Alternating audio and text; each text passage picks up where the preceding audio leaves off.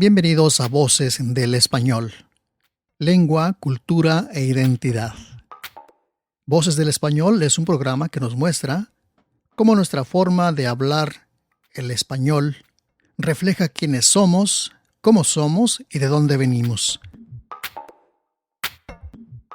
Voces del Español es un programa dirigido por la doctora en lingüística Erika Erdeli, quien además es secretaria académica de UNAM Chicago. Aquí comenzamos. Voces del Español.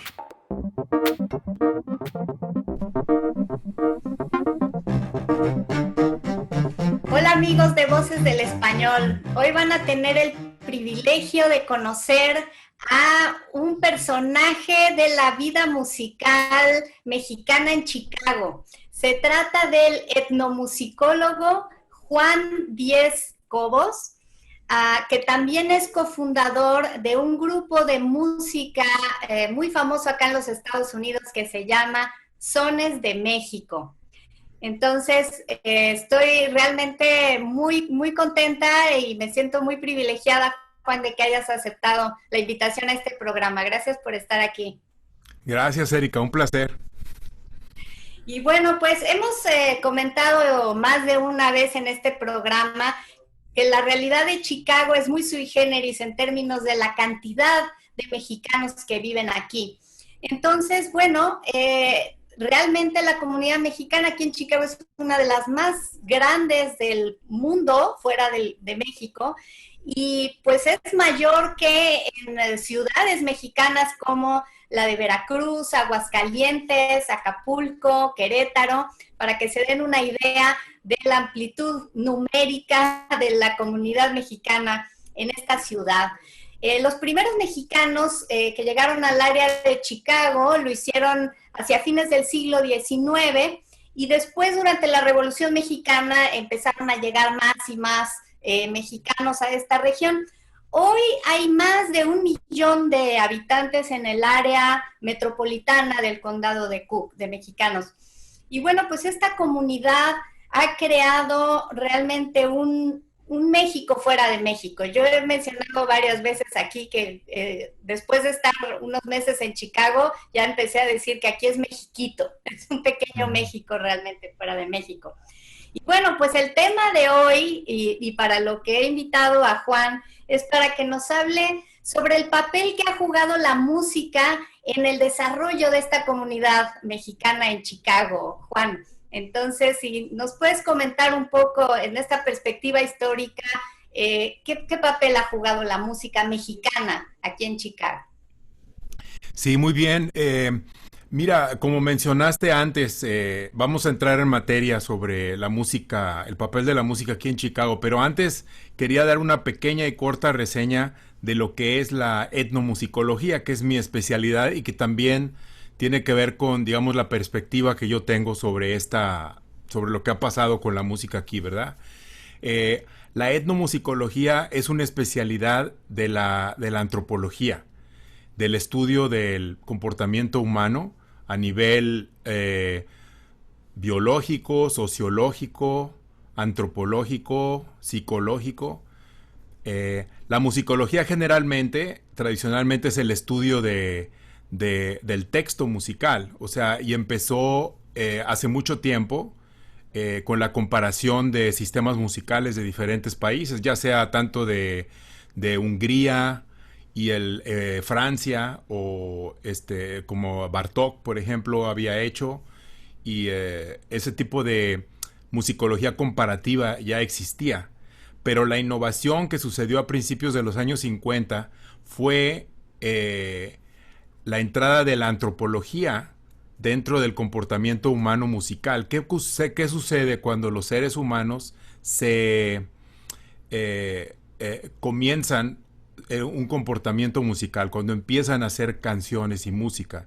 Y ahí estamos observando no solamente los sonidos que suceden y su transcripción posible, sino todo el contexto que lleva esa ocasión musical a llevarse a cabo. Entonces el etnomusicólogo se está fijando en muchas cosas, caracteres históricos, relaciones sociales, todo lo que sucede en ese evento, ¿no? Y ese fue el entrenamiento que yo tengo, ¿no? O sea, lo podríamos resumir como que eres antropólogo, psicólogo, sociólogo, pero todo convergiendo en las manifestaciones la música, eso musicales. es, o sea, es un campo infinitamente grande de dominar todo pero son herramientas que uno utiliza para entender mejor la música. Y eso yo lo he aplicado tanto en la música de Sones de México, como en las clases que damos, etcétera. Bueno, pasemos entonces ahora al caso de Chicago, ¿verdad?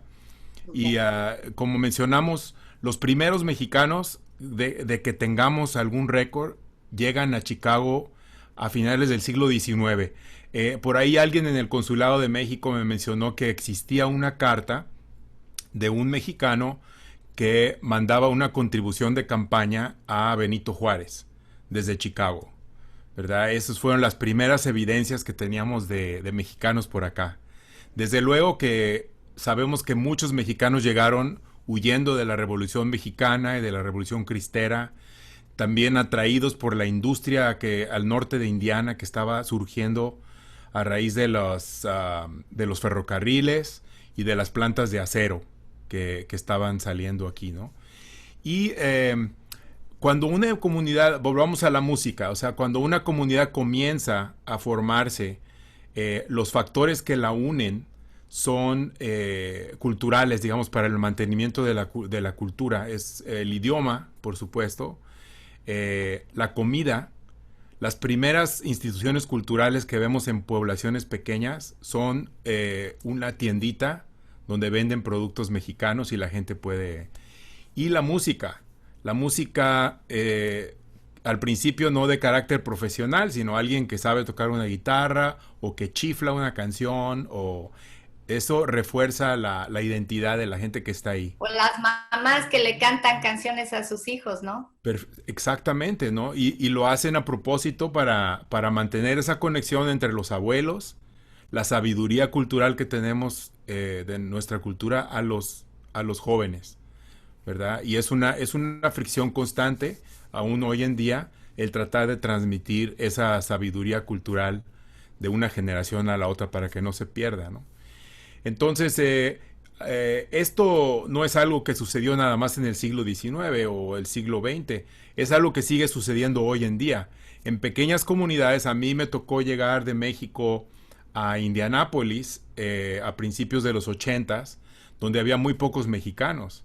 Y lo que nos mantenía el vínculo a México tampoco había internet, obviamente. Lo que nos mantenía el vínculo a México era hablar español en la casa, cocinar algo mexicano de vez en cuando, que era la gran novedad, o sea, conseguir, no sé, las tortillas, el queso auténtico, alguna cosa que nos traíamos de México. Y la música, ¿no? Ya sea, bueno, nosotros sí tocábamos música en la casa, pero otros, pues, aunque sea un disco o escuchar algún programa de radio, alguna cosa. Entonces... ¿Eres de familia de músicos, Juan? No, pero bueno, mi hermano y yo tocábamos música, ¿no? Y la podíamos hacer en casa.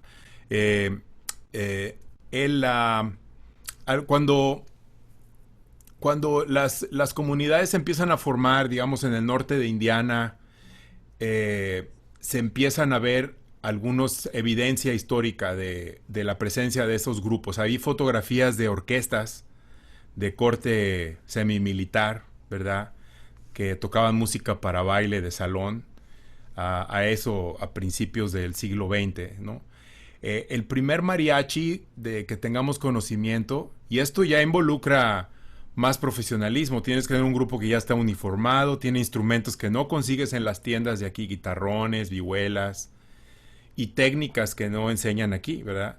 El primer mariachi profesional se forma en el año de 1952, es el Mariachi Jalisco, y ya supuestamente hay suficiente comunidad mexicana para económicamente sostener una institución como es un mariachi, ¿no? Para que vaya a tocar a las misas, a las bodas, eventos especiales en la comunidad. Otro gran... Estamos hablando de más de medio siglo de presencia de mariachis aquí en la zona, ¿no? Y te diré que es mucho menos de lo que ha habido en California, por ejemplo, porque en California la historia, la presencia mexicana se remonta eh, antes de que existiera Estados Unidos, ¿no? Claro, Entonces, pues era México ella. exacto. Aquí fue un poco diferente. En 1959 se celebran los Juegos Panamericanos en Chicago. Y por supuesto vienen mucha gente, equipos de atléticos de toda Latinoamérica y se reúnen las personas que hablan español en Chicago para servir como traductores o comités de recepción, etcétera. Y allí yo llegué a entrevistar a algunas personas que recordaban esa época. Hay una señora que se llamaba Raquel Ontiveros, que tuvo mucha presencia en esa época y consiguió vestuarios. En esa época no existían los ballets folclóricos, pero había un grupo de señoritas que portaban los vestuarios de diferentes países latinoamericanos de manera a recibir a los atletas y que se sientan bien en casa, ¿no? Eso es 1959. 3 años después se forma el primer ballet folclórico en Chicago. Con mexicanos se organizan y empiezan a hacer sus bailes con música grabada, ¿no? Y a veces con la participación del Mariachi Jalisco, ¿verdad? Y glosando rapidísimamente la historia de la música en Chicago, empiezan a surgir ya más grupos de diferentes latinos, sobre todo mexicanos, con un poquito más de diversidad, ¿no? Había grupos, hubo grupos de salón, la gente se puso de moda el mambo, la rumba, y la gente iba a bailar a los salones. Había empresarios en Chicago que traían artistas de México, trajeron a, a Pedro Infante, a los cantantes, a los artistas de cine, venían a hacer fechas en teatros, donde se reunía muchísima gente a ver esas variedades y eventos. En los años 60 había un señor de apellido Dovalina, que era dueño de varios restaurantes y traía artistas, y me tocó entrevistarlos a los grandes tríos de México, el trío Los Caballeros, los Tres Haces. Se los traía por un mes y les daba trabajo todas las noches en el restaurante, y estaban allí amenizando y atrayendo a la clientela mexicana y americana que venían a escuchar esa música. Y estos músicos de los tríos que yo llegué a conocer en los años 90 me platicaban sus recuerdos de esa época donde pasaron temporadas en Chicago. Inclusive Juan Neri, el requinto de los Haces, en sus viajes a Chicago tuvo oportunidad de estudiar jazz en su guitarra, la cual incorporó al estilo a las innovaciones que hizo el trío Los Haces. Y de eso la gente no habla mucho, de la influencia americana en los boleros mexicanos, ¿verdad? La música mexicana efectivamente no se habla, y la verdad es que sí, la música debería de tomar más nuestra atención en términos de todos estos mestizajes que permite, ¿no? Y que están ahí, que son muy humanos y que son maravillosos además, ¿no? Sí, o sea, por ejemplo, bueno, estaba lo de Juan Neri, que murió antes de que yo lo pudiera conocer, pero Chamín Correa, el requinto de Los Caballeros, sí lo pude presentar yo una vez en Chicago, y me platicó que de chico él escuchaba la música de los Ink Spots, de las grandes bandas. Su papá inclusive era director de una orquesta de jazz en México, y es evidente toda esa influencia que hubo de acá a la música de México, ¿no? El trío Los Panchos se formó en Nueva York.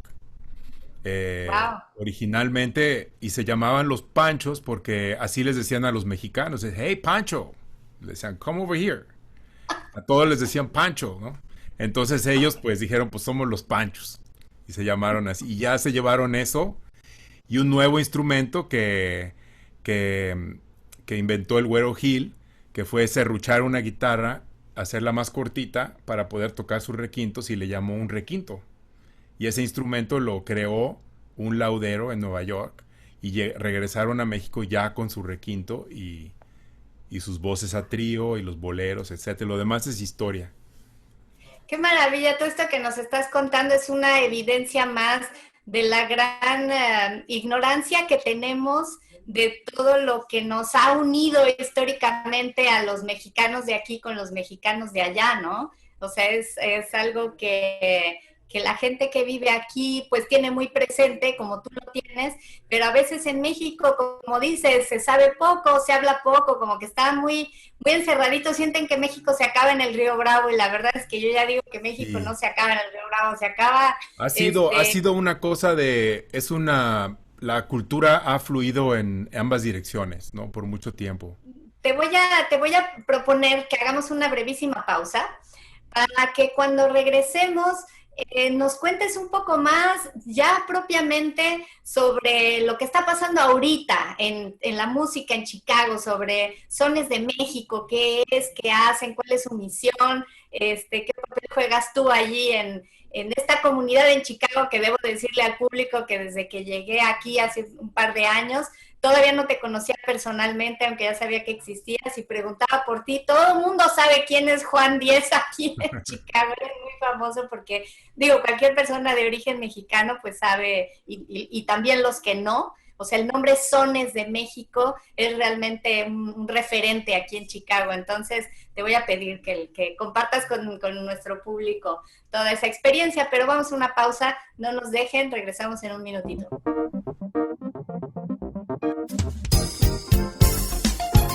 SPR, su estación, para escuchar noticias, 13 horas en París. música, Puedo decirte que soy un ángel para el amor encadenado. y mucho más.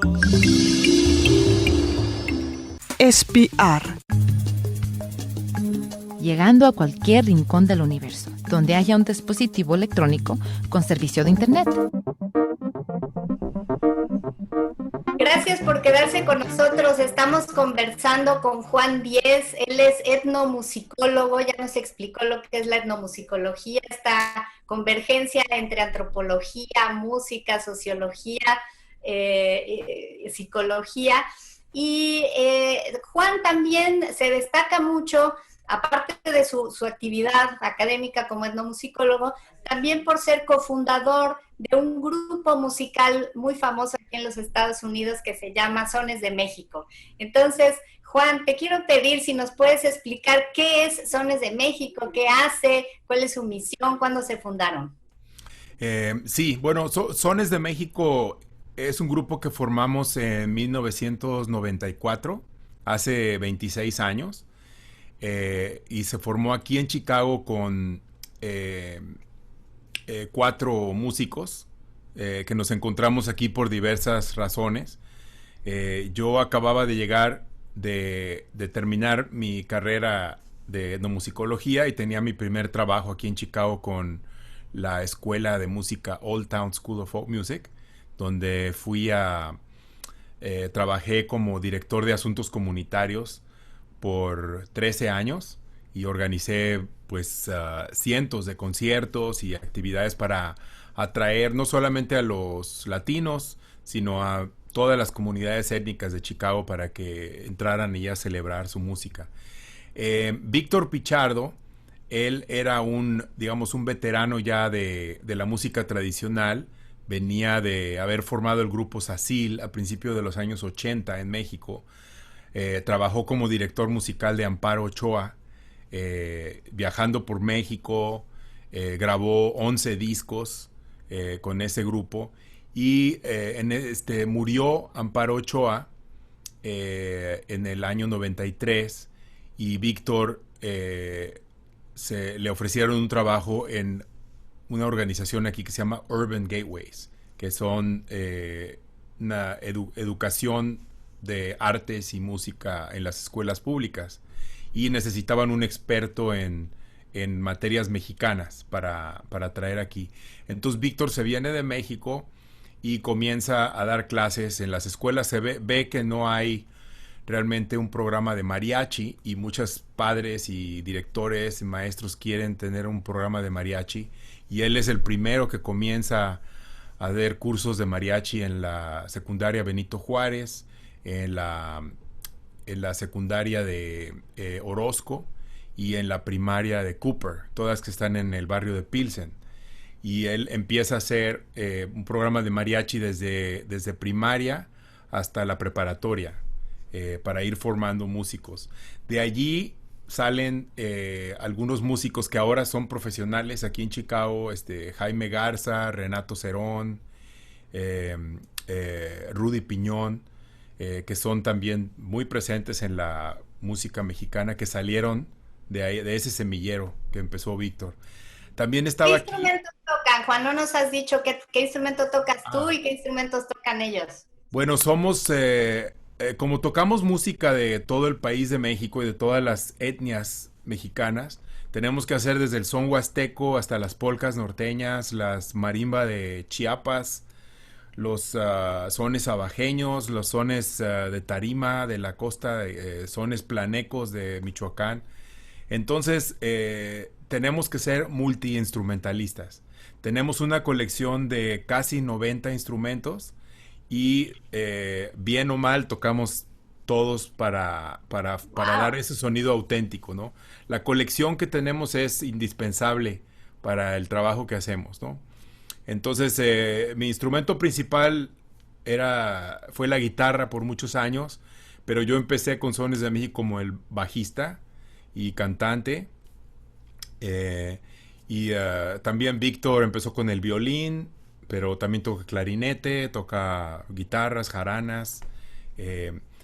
El tercer integrante del grupo fundador fue René Cardosa, y René Cardosa era un bailarín egresado de la compañía de Amalia Hernández. Él era un bailarín principal en esta compañía. Él fue el venado por muchos años de la danza del venado yaqui, y solista con la compañía, y también estaba en una transición, se vino a Chicago y aquí nos encontramos, ¿verdad? Él tuvo que empezar a aprender a tocar la guitarra, la vihuela, la flauta con nosotros, pero ya es una música que conocía de él de mucho tiempo, de estarla bailando, pero nada más la tenía que transferir de sus pies a sus manos, y esa fue su labor. El cuarto integrante fue Gonzalo Córdoba, que él era un cantante de nueva canción, nueva trova, estaba aquí en los clubes. Él fue el que llevaba más tiempo en Chicago que ninguno de nosotros, y fue el que se convirtió en el cantante principal del grupo, ¿no? Y entre los cuatro formamos Sones de México. En el año 97 nos incorporamos como una organización sin fines de lucro con propósitos educativos, y grabamos nuestro primer disco. En el año 2002 grabamos el segundo. En el año 2006 grabamos el tercero, y luego el cuarto y el quinto lo grabamos en el 2010, y el último disco que grabamos en el 2013, ¿no? Y a través de esos años, pues el grupo fue creciendo y evolucionando, ¿verdad? Y este año, si no me equivoco, están de aniversario, ¿no? Bueno, ya vamos en el 26, ¿no? Pero no nos quedó pendiente celebrar el concierto del 25 aniversario, pero ahora con el encierre creo que lo vamos a tener que celebrar el 27 año del grupo. Vamos a celebrar el 25, vamos un poco atrasados.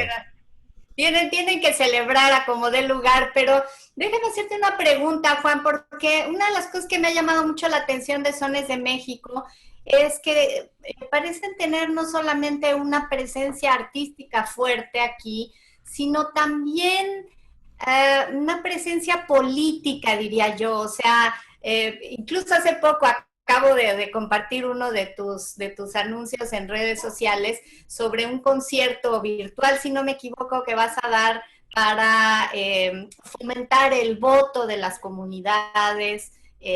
Ahora que el voto no, la participación en el censo que se está haciendo aquí en los Estados Unidos, ¿no? Entonces, me gustaría si nos puedes compartir un poco de dónde viene esta vocación, digamos, comunitaria, social. ¿Cómo enfocas tú ese papel de la música y en particular de Sones de México en interacción con la comunidad mexicana de Chicago? Sí, bueno, la política en sí no es una parte central de la misión cultural de Sones de México, pero sí tenemos una misión de preservar la cultura, de poner la cultura en alto, y por supuesto cualquier cosa que se interponga con celebrar las bondades y la riqueza de nuestra cultura y de nuestra música, es un impedimento que digamos, deseamos combatir, ¿verdad?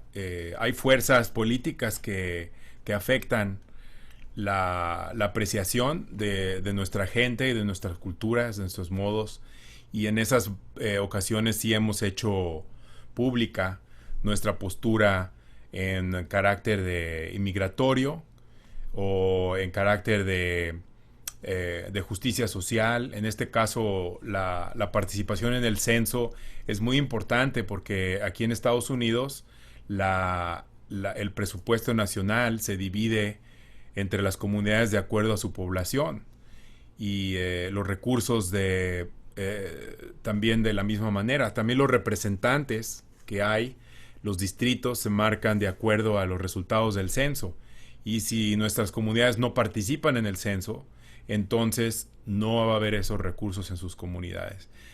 Mucha gente tiene miedo de que los cuenten porque quizás su estatus inmigratorio no está en norma, y tienen miedo de que vaya a haber consecuencias, ¿verdad?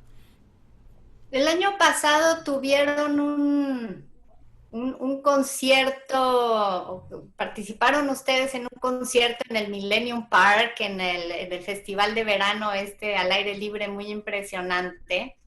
Y no sé si recuerdo bien, pero tocaron algo así como un himno del migrante.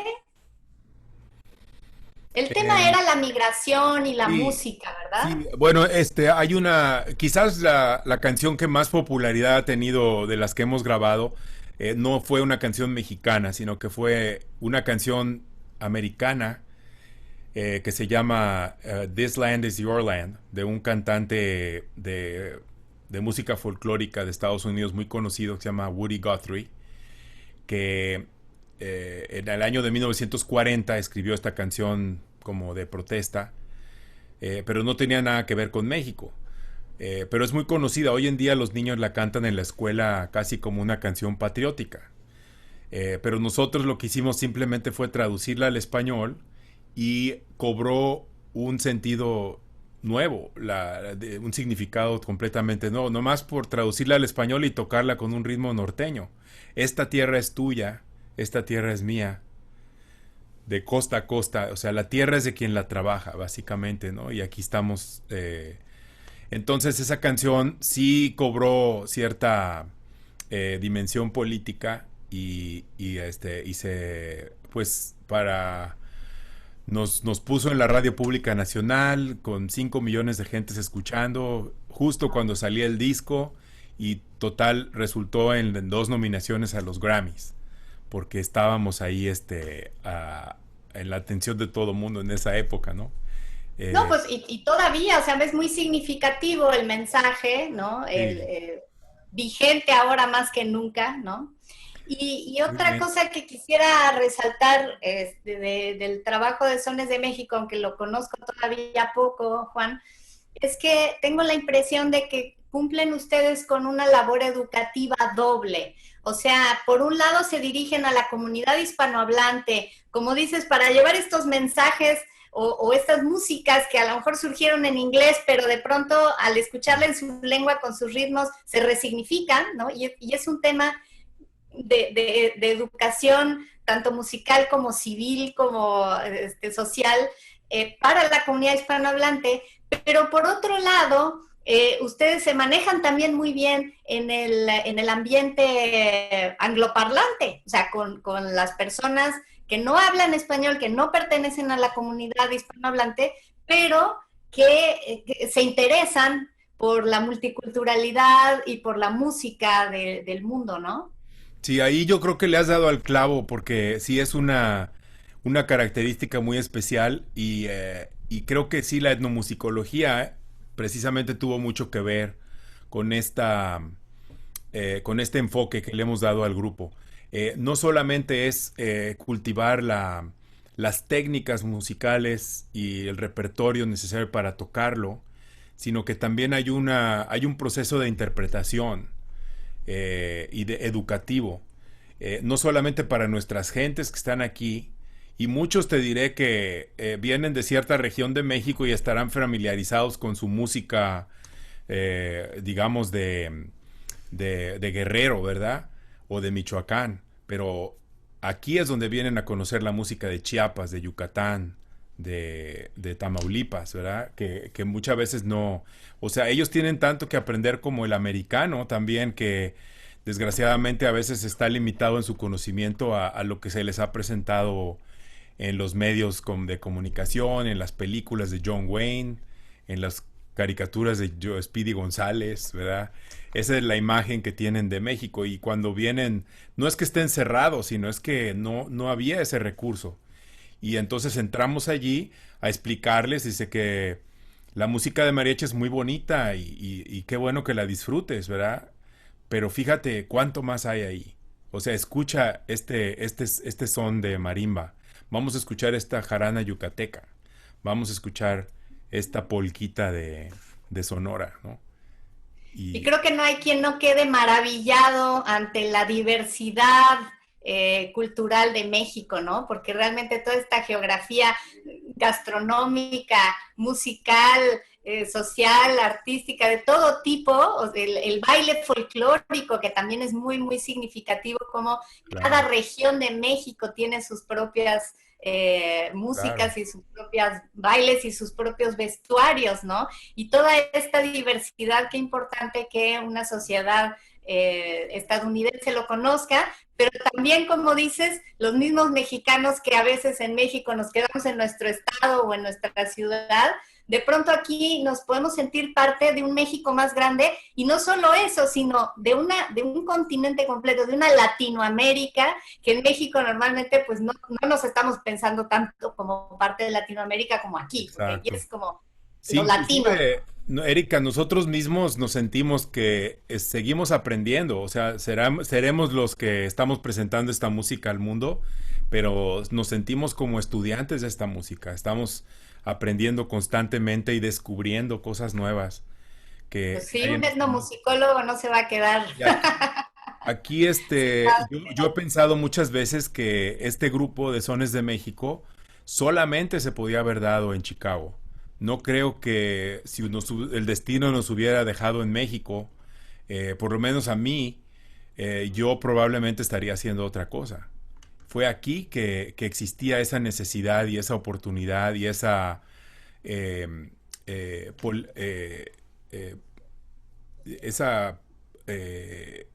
esos recursos culturales y financieros también de sostener una organización como la que tenemos. Pues justamente con eso me gustaría cerrar este programa, Juan, que es que así como tú has podido traer de México un pedacito de la realidad, de la tradición musical de distintas regiones de México, y poderla presentar aquí de esta forma global, que también en México se conociera Sones de México. Me gustaría que regresara tu trabajo, o sea, como dijiste, esto es una cuestión de dos vías, ¿no? Lo que va y lo que viene. Y me gustaría que los amigos que nos estén escuchando Voces de México, desde México, Voces del Español, perdón, desde México, tengan la curiosidad también de conocer Sones de México y de acercarse a la diversidad musical de nuestro país, desde la ciudad de Chicago. Sería maravilloso. ¿Los puedo invitar a que visiten nuestra página? Por favor. Sí, es muy sencillo, sonesdemexico.com. Ahí se enteran de todo lo que estamos haciendo. Muy bien, y sí, también pues la UNAM Chicago siempre se ha encontrado muy cerca de Sones de México, de Juan en particular, que ha dado con nosotros cursos de historia de la música, de historia de México a través de su música, o a cuestiones de apreciación musical.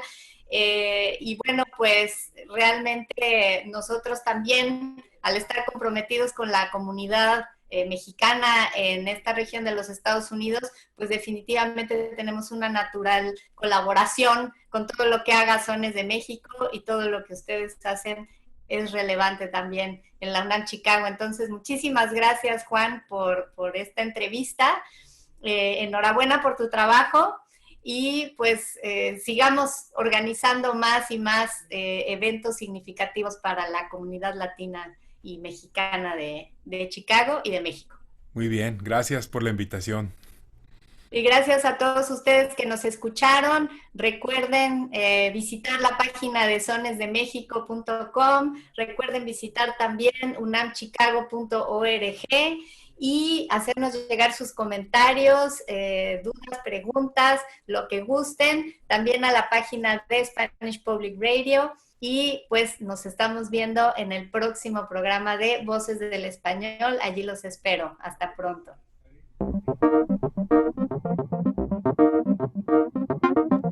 Thank you.